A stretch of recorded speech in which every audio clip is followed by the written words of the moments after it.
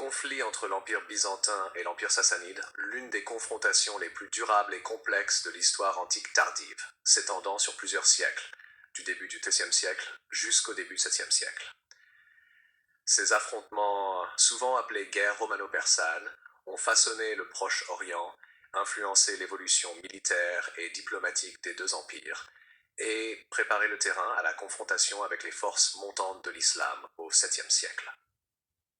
L'Empire sassanide, fondé en 224 par Ardashir après la chute de l'Empire parthe, avait pour ambition de restaurer la grandeur perse et d'imposer sa domination sur l'ancienne sphère d'influence achéménide.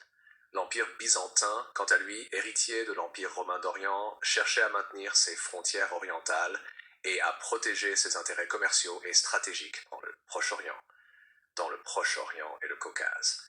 La rivalité entre ces deux puissances était donc autant idéologique que territoriale, opposant le christianisme impérial de Byzance au zoroastrisme officiel des Sassanides. Tout en incluant une compétition pour le contrôle des routes commerciales et des cités prospères, telles que Nisib, Damas et Jérusalem. Les premières grandes confrontations apparaissent sous le règne de l'empereur romain Aurélien et des successeurs sassanides, mais c'est véritablement à partir du IVe siècle que les guerres deviennent systématiques. Sous le règne de Shapur-Iyar 240-270, le Sassanide inflige des défaites significatives aux Romains, notamment lors de la capture de l'empereur Valérien en 260, événement dramatique et humiliant pour l'Empire romain. Cette victoire souligne la capacité militaire des Sassanides, qui utilisaient des formations de cavalerie lourdes, des archers montés et une organisation logistique rigoureuse, contrastant avec la structure plus flexible, mais parfois désunie, des forces byzantines. Durant les siècles suivants, la frontière orientale de Byzance, notamment la Mésopotamie et l'Arménie, devient un théâtre constant d'affrontements. Les empereurs byzantins, tels qu'Héraclius au début du VIIe siècle, tentent à plusieurs reprises de repousser les incursions sassanides, tout en consolidant les alliances locales avec les Arabes et les Khazars. La stratégie byzantine repose sur un mélange de défense fortifiée, de diplomatie et d'attaques ponctuelles pour perturber les lignes de ravitaillement ennemies. Les Sassanides, quant à eux, utilisent la puissance de leur cavalerie et des sièges prolongés pour capturer des villes stratégiques comme Nisib et Dara et imposer leur contrôle sur les zones frontalières. Une période particulièrement intense de conflits survient au VIe siècle, sous le règne de l'empereur Justinien Ier, 527-565. Justinien, désireux de restaurer l'ancien prestige romain, engage des campagnes militaires ambitieuses à l'Est, tout en menant la reconquête de l'Afrique et de l'Italie. Cependant, son attention portée à la Méditerranée occidentale affaiblit temporairement les forces byzantines en Orient.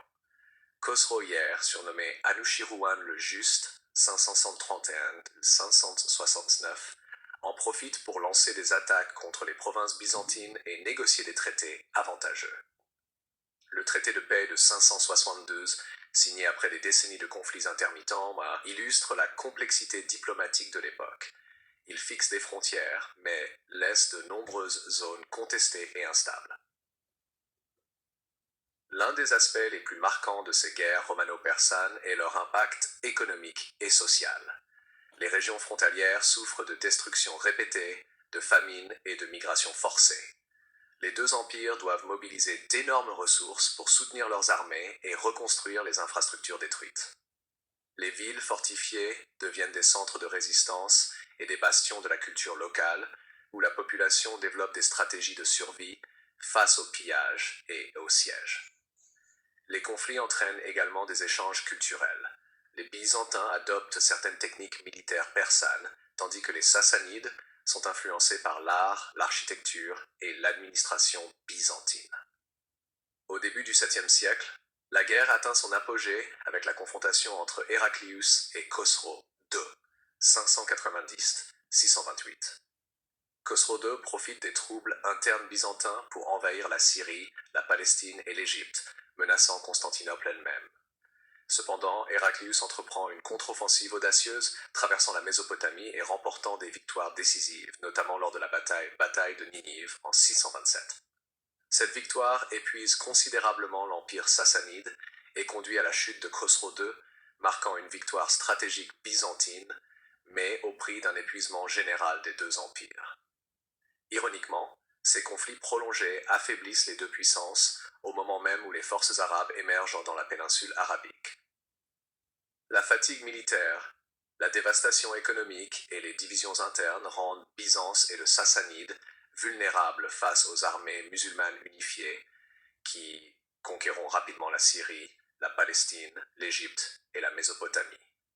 Ainsi, les guerres romano-persanes, bien que souvent présentées comme des luttes de pouvoir entre deux empires, ont des conséquences à long terme qui remodeleront le Moyen-Orient pour les siècles suivants. Outre l'aspect militaire, les conflits byzantino-sassanides ont profondément influencé la diplomatie et la culture de l'époque. Des alliances temporaires avec des tribus arabes, des Khazars et des Bulgares sont régulièrement conclues pour équilibrer les forces en présence. Les négociations, tribus et traités révèlent un monde où la guerre et la diplomatie sont intimement liées. Sur le plan culturel, la confrontation stimule l'art militaire, la fortification des villes et même la littérature. Les récits de bataille, les chroniques impériales et les épopées zoroastriennes reflètent les idéaux et les traumatismes de ces guerres.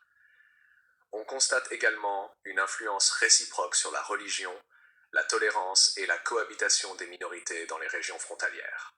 En résumé, les conflits entre l'Empire byzantin et l'Empire sassanide sont bien plus qu'une série de batailles.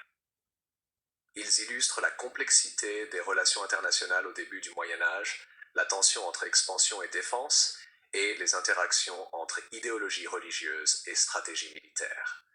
Ces guerres façonnent les frontières, modèlent les sociétés et préparent indirectement le terrain pour la transformation majeure du Moyen-Orient avec l'émergence de l'islam.